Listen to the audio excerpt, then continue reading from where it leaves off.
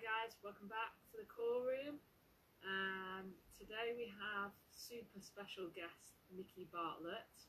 So that should be, this is going to be a super fun one.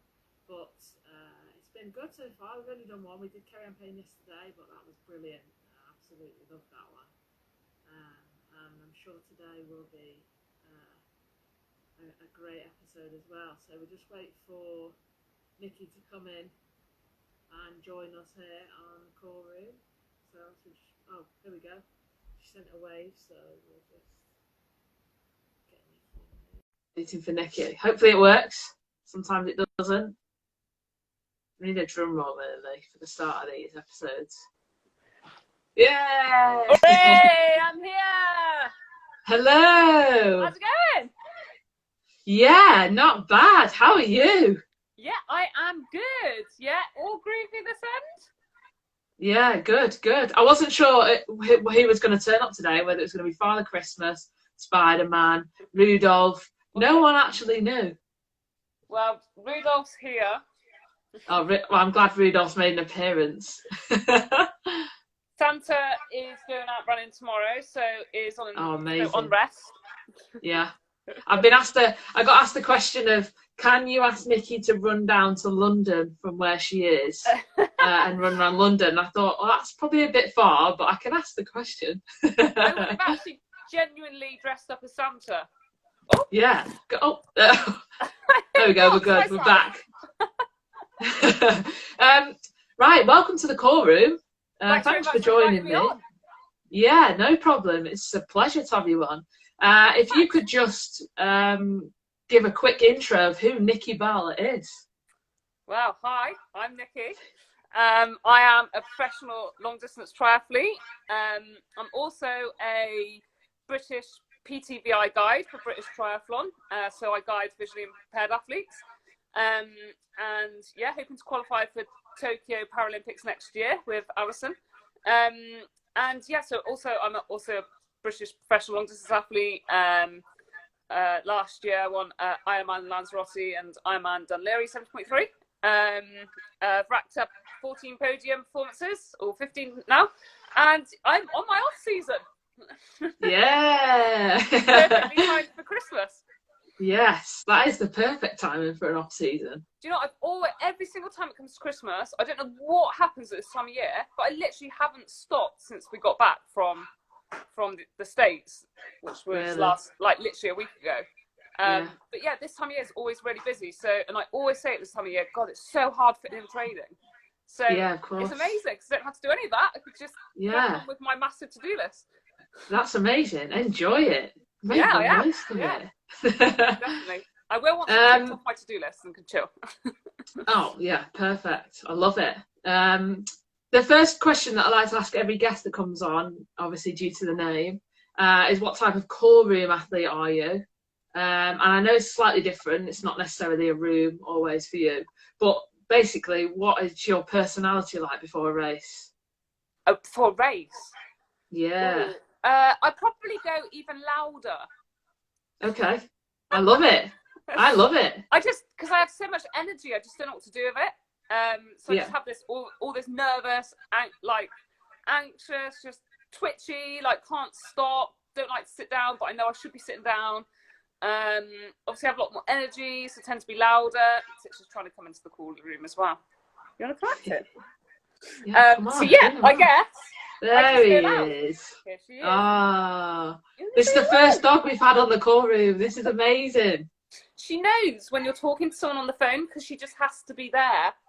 Oh, really? Face. I love it. I'm a dog person, so that is absolutely fine by me.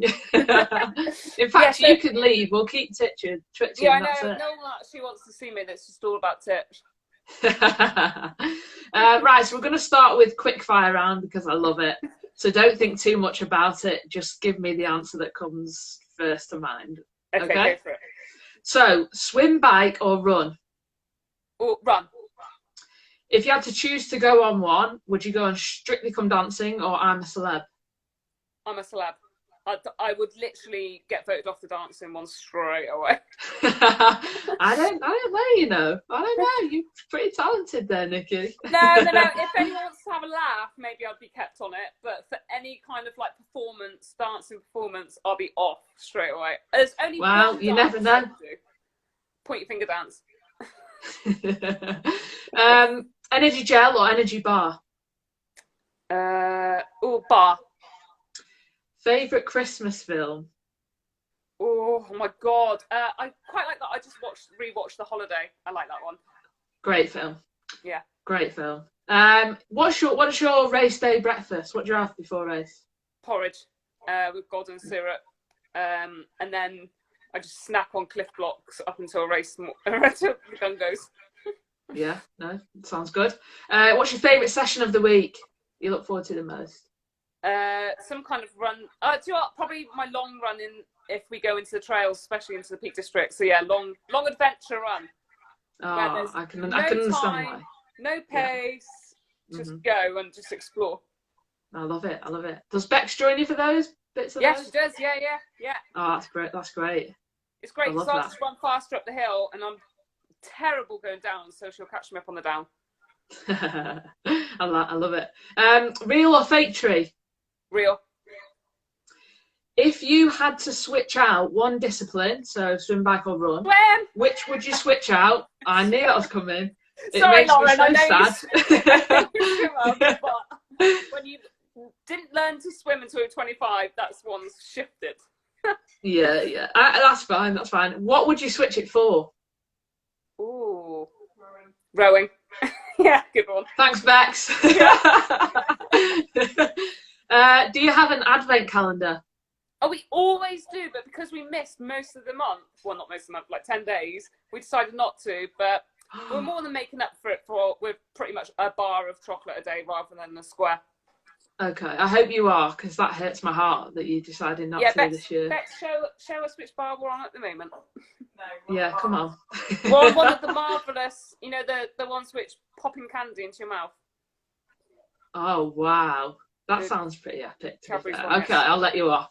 Okay. Long easy bike or short hard bike? It depends on the weather. If the weather's sunny and hot, long easy bike. If it's anything below 10 degrees, short hard on the turbo. Nice. So both, okay. Favourite Christmas song? Oh, all I want, just Mariah Carey. Just go with Mariah Carey all I want for Christmas. Yeah, I love it. A lot of people say they don't, but I just love it. Oh, I can't resist singing. Olympic champion, would you rather be, if you could choose, or Ironman world champion? Oh my God. Well, I guess I never really got to go down the Olympic path, so it was never really a choice to have, so I'll go Ironman world. Okay.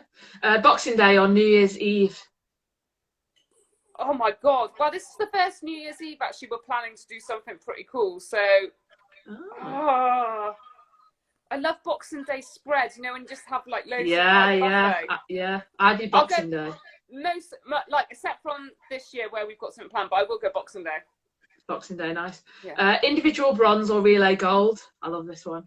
Individual bronze or relay gold? Relay gold. Relay gold. As if I'd be a relay team.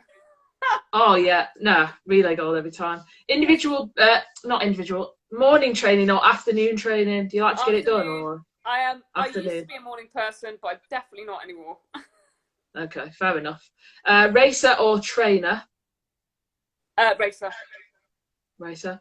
And the last one, and it's a very important one, is favourite item on your Christmas dinner plate? Ooh, wow. Oh God. The one you saved till last. Yeah, which is? I'll go for the roast potatoes, but they have to. But I am so fussy, like proper goose fatted, crispy. Yeah, proper. They can't be soft on the outside or anything like that. Nah. No one wants soggy roasties, do they? No. What about you? Oh, do you know what? This interview is about you, not me. I need to think about that. I don't know. I think I can understand the roasties though. I get that. Yeah. I love a good roasty. I love it. They need to be done properly though. Yeah, they have to be done. I hope my mum's watching. Mum, do them properly. Yeah, you always do, but make sure you do. Okay, so we're going to get into the questions now. I've got some really good ones in from people. But the first one, the most important one this year, is how are you? How's Bex? How's the family? Well, yeah, we were actually discussing this on our run yesterday, that we feel like we've been successful this year because we've survived it. Yeah. Yeah. And Titch is very well. She, to be honest, we always said Titch set off COVID because she wanted us to spend more time with her. Yeah, I think it is. I think it's the year of the dogs. It is the year of the dogs, and we can't decide. So when we were away in Daytona racing just now, she stayed with our friend's dog called Molly, and we can't decide if she's sulking because she misses Molly or she's sulking to say, you left me for the first time this year. So we can't decide whether she wants another dog or not. Oh, interesting. Though, don't you? Yeah, I know. They're amazing dogs. They're amazing. I know, dogs for life. Yeah, oh, definitely. But I'm glad you're all good. Sounds like you've had a good year. From what I've seen, you've definitely had a good year.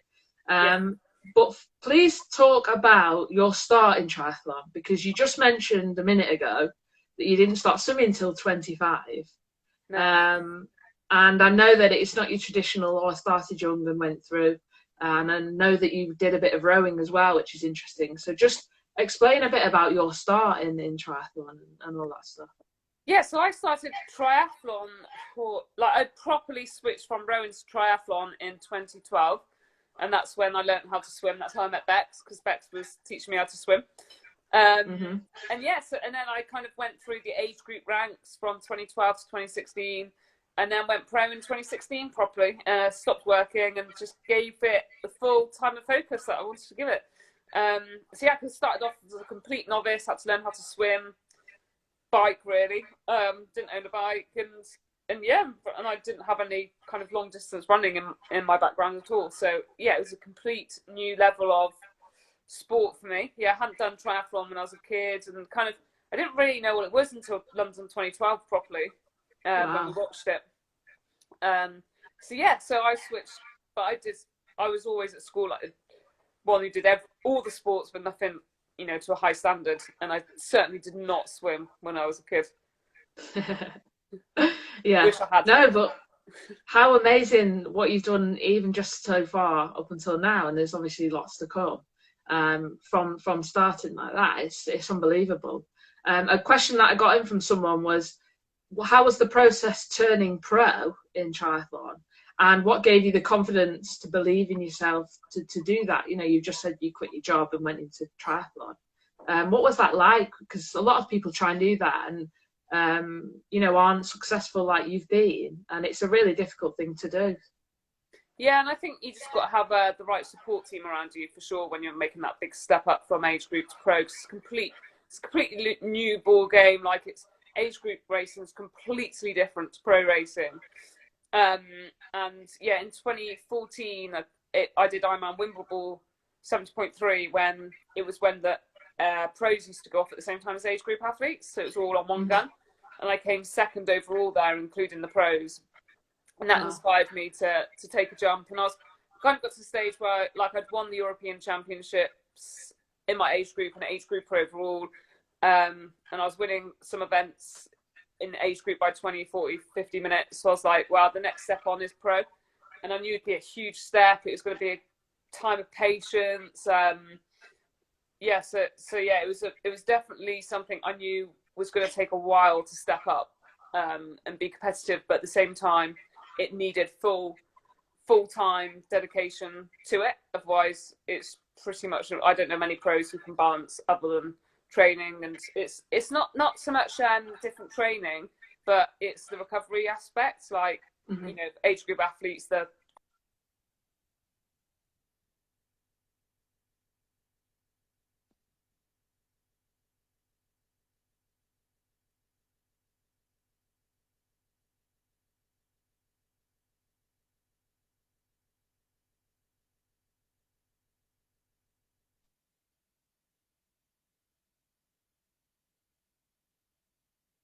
Oh. Nikki, can you hear me? You can't hear me. I can't hear you either.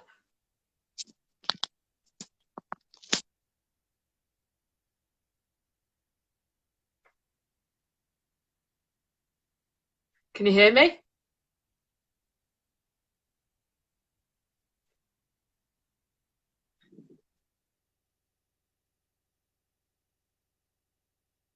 Can you hear me? Can you let me know in the comments if you can hear me or not, please? This has never happened before. Let's see.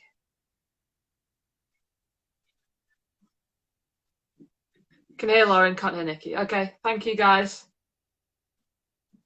We're waiting for Nikki to come back in. Hopefully. Can you hear me now, Lauren? Yes, I've got you now. Good. I've got you now. No, so I think Bex's dad was calling in that cut us off. But, yeah, right, I think I've got you. Yeah, there we go. There we go. Yeah. So, yeah, basically, took a massive step in the sport, required a lot of patience. But yeah, since 2016, I've now gathered up. It took me actually 4 years to get my first win, though. So yeah, it's definitely a game of patience, and it's just having a really good support network around you. And I'm lucky to have such a good team. For sure. Yeah, no, definitely.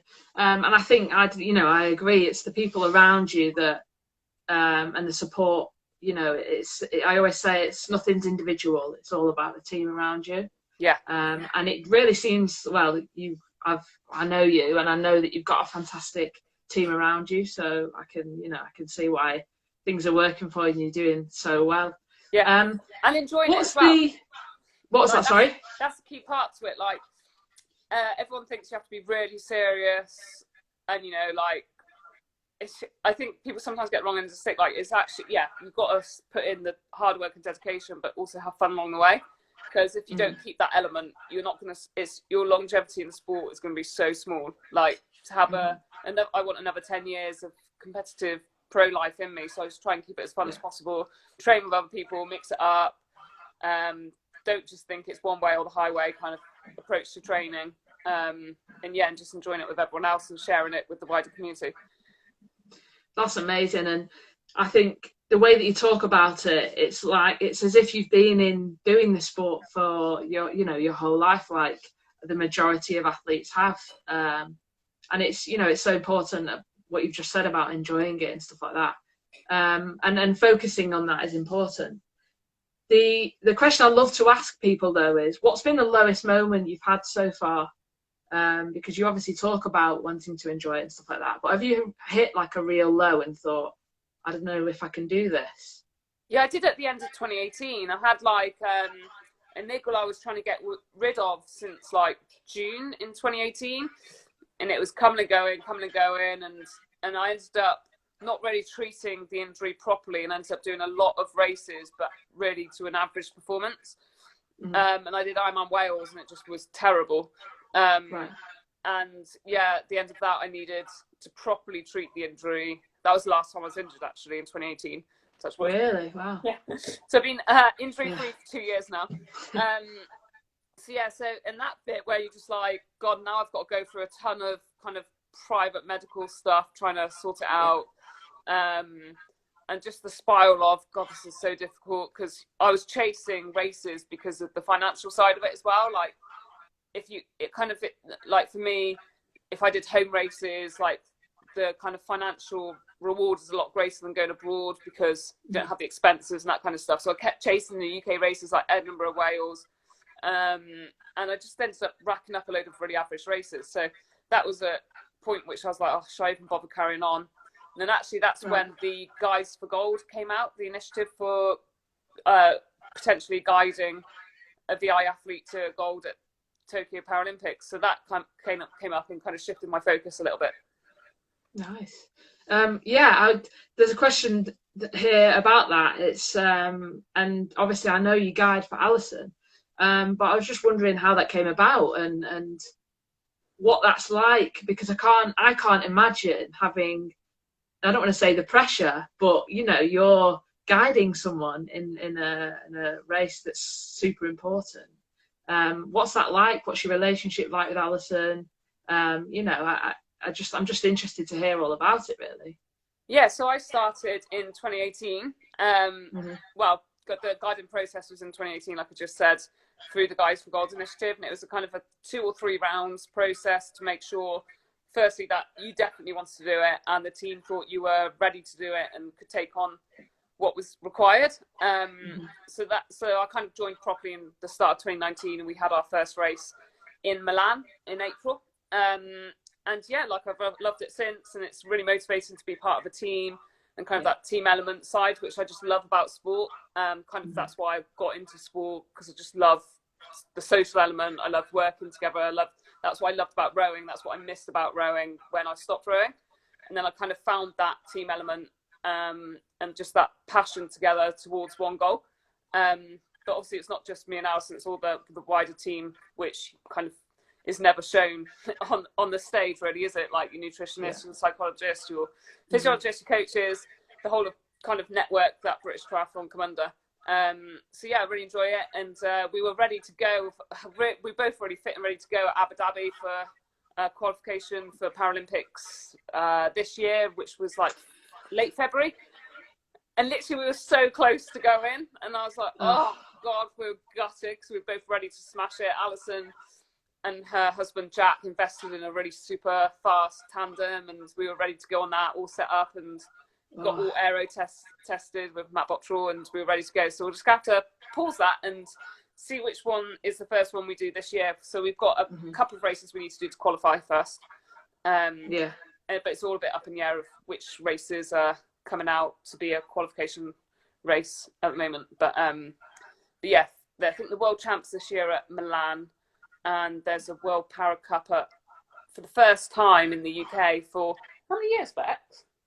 Or was it ever? No, not ever, but a good few years. The good chunk of time. Good World Series, so it's going to be in Leeds.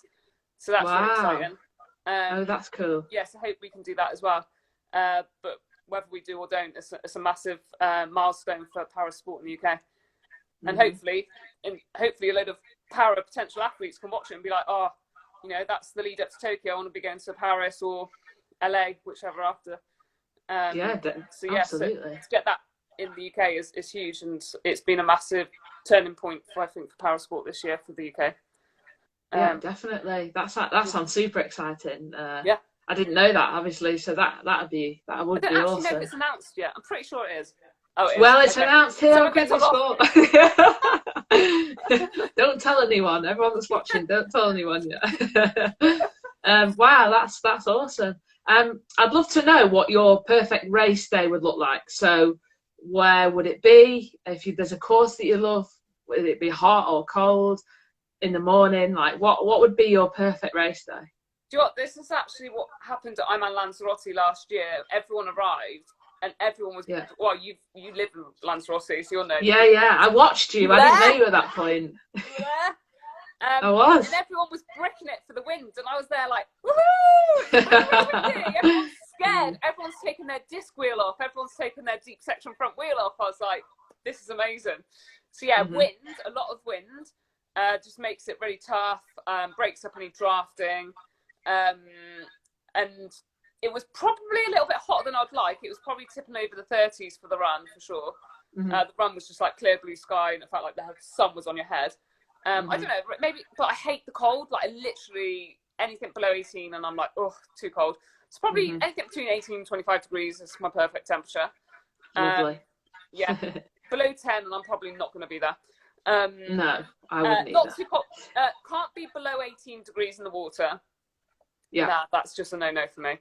And then like your Lanzarote terrain, like for me that is perfect. So yeah, my Lanzarote suits me really well.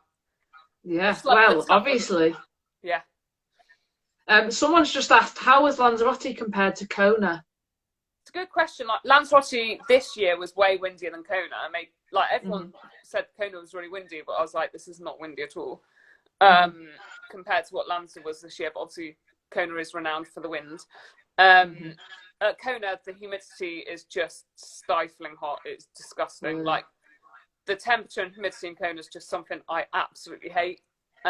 It's not, I can't say it's very safe for us to be doing an Ironman. Like there's the conditions for Tokyo, but it's an hour race, and I can absolutely go balls to the walls in an hour race in those conditions. But it's just like by the time I'm getting into hour 6 and hour 7, I'm like, oh, I'm so done in this heat. So the short stuff, I wouldn't mind in it, like a 70.3, but an Ironman's just like, well, Too long in that heat.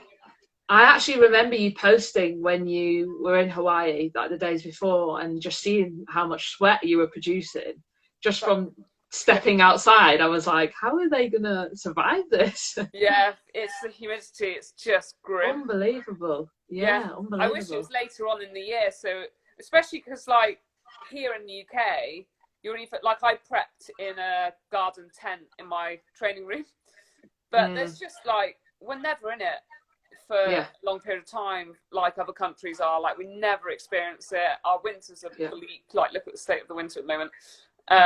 So it's such a disadvantage from the UK going into that. But I mean, 2 great races. Out of everything you've done so far, what would you say is your highest moment? You know, the moment when you've been like, yeah, that was awesome. I think, I can't take away my first win at Ironman Rotty. Yeah, thanks, because I was there cheering. I know. And then like a month after, not even a month after, like 2 weeks after, we were in Florida on camp, weren't we? Yeah. Unbelievable, really.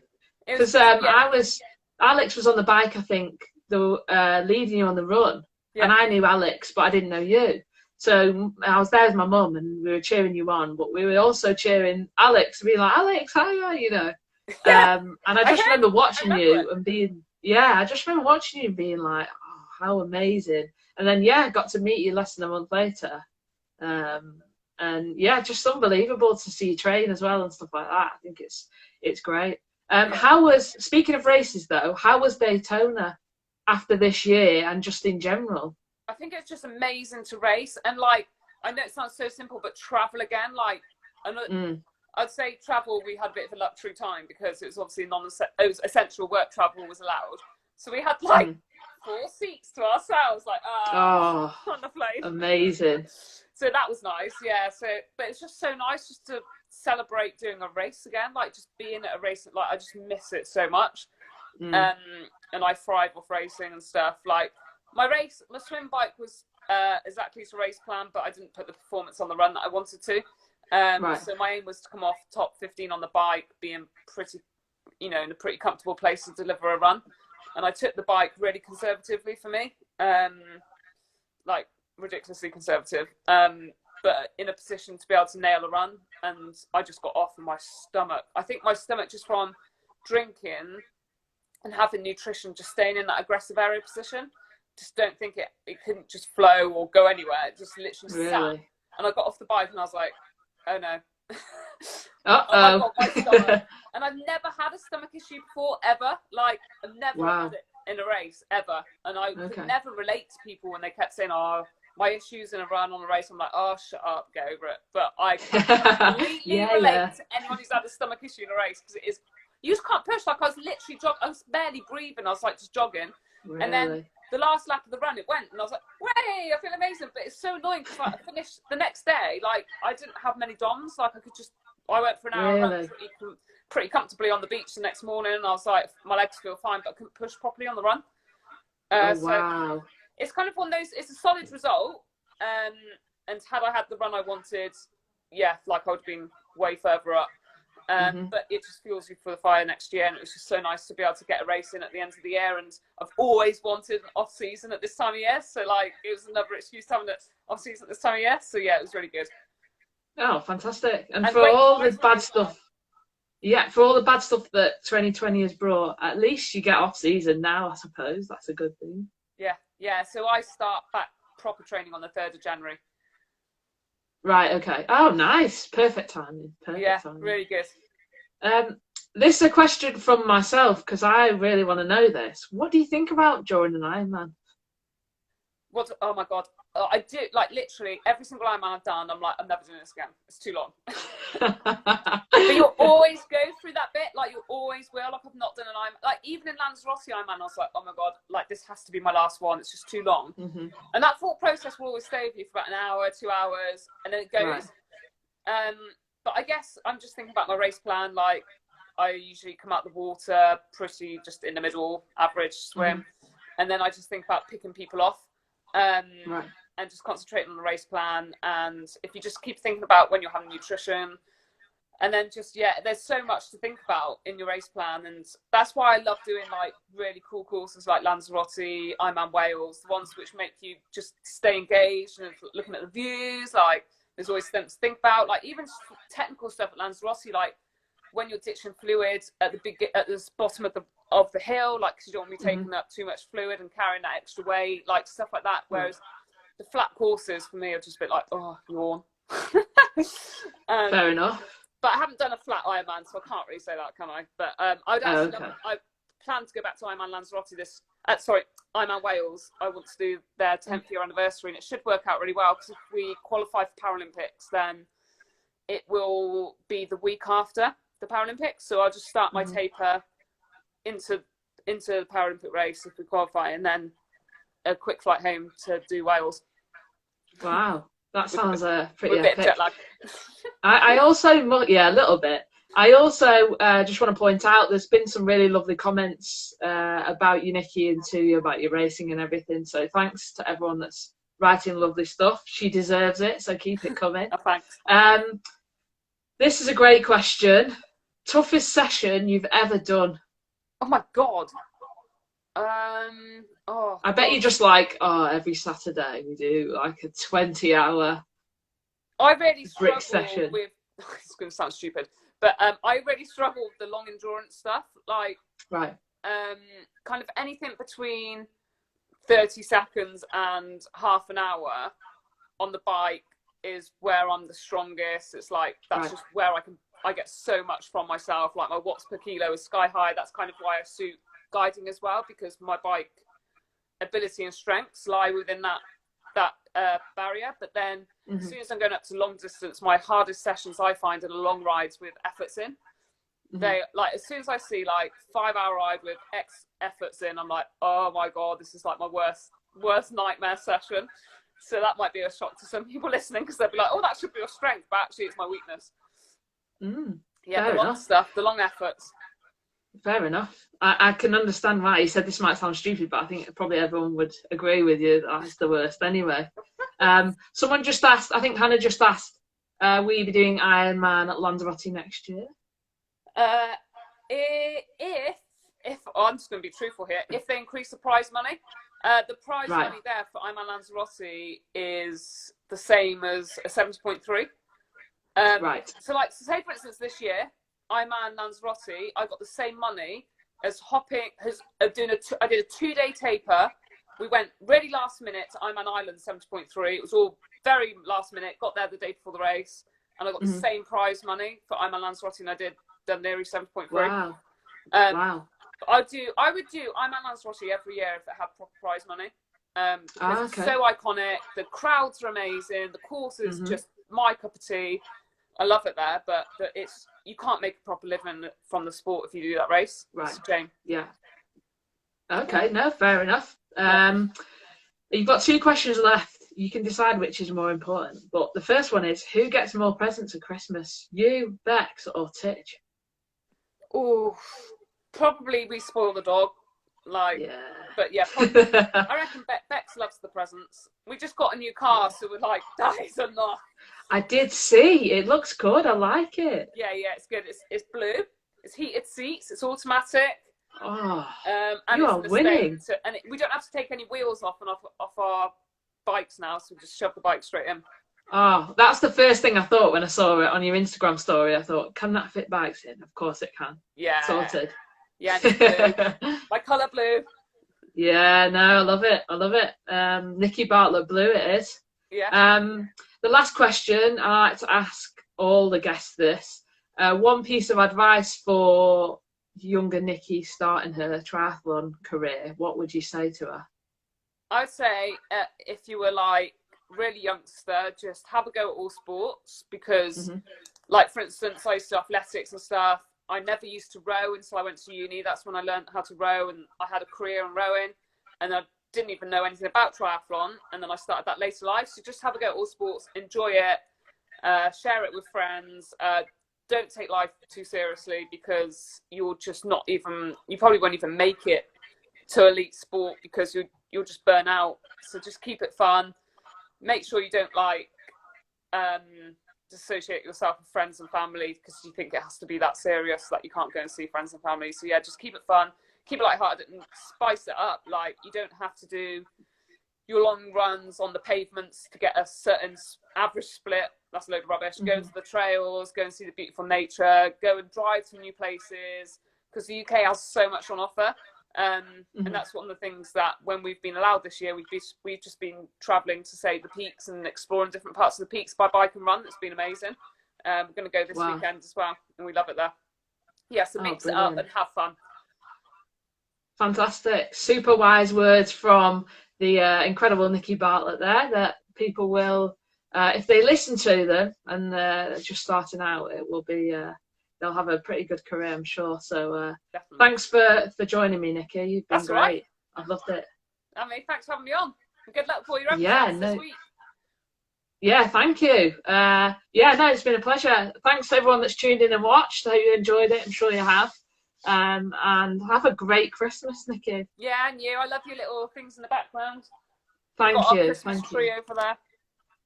Oh, I love it. One coloured lights, right? Yeah, one colour. Oh, lovely. Festive. We definitely didn't get it up in November. We did. That's all right though. You had a lot going on. We had a Christmas disaster yesterday. Our Christmas tree lights just turned off and would not turn back on. So we're redoing the Christmas tree at the minute. Oh no, you need to do that. Come on, Lauren, sort it out. I know. But yeah, no, thank you. Have a great Christmas, and I'm sure I'll speak to you soon anyway. Cheers. Thanks everyone. Bye.